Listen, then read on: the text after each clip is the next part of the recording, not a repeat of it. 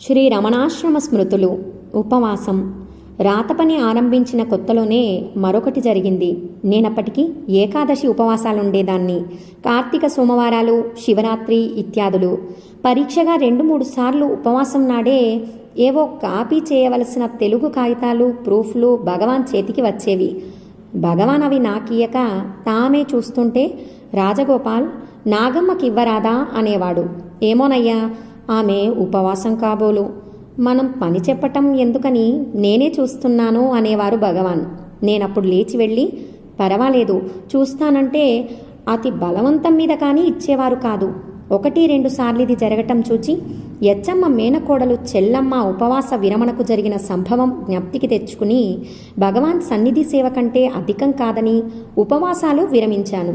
చెల్లమ్మకు దొరికిన శ్లోకం, దానికి భగవాన్ రాసిన తాత్పర్యం దిగువన రాస్తాను.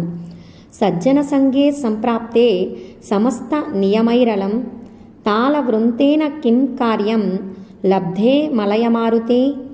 సాధు సంగము కలిగిన నియములన్నీయూ అక్కరలేదు.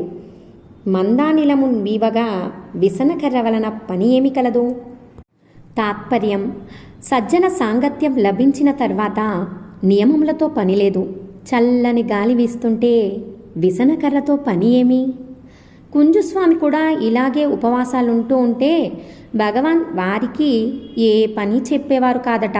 పాపం వాళ్ళు ఉపవాసంతో నీరసించి ఉంటే పని చెప్పటం ఎలా అని ఎంతో దయతో సెలవిచ్చేవారట భగవాన్.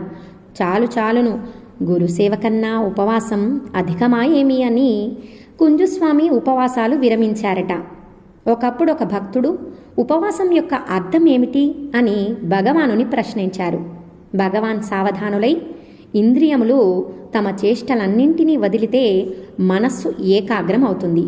ఏకాగ్రమైన ఆ మనస్సును వస్తువునందు నిలుపుటయే ఉపవాసం యొక్క నిజమైన అర్థం. అంటే తన యందు తానుగా నిలుచుటయే ఉపవాసం. వాసం అంటే నివసించుట. ఎక్కడ వసిస్తాడు?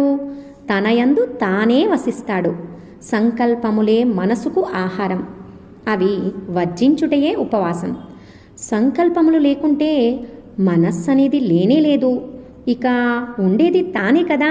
ఈ మానసికోపవాసం చేసేవారికి బాహ్యోపవాసములతో పని లేదు అని సెలవిచ్చారు భగవాన్.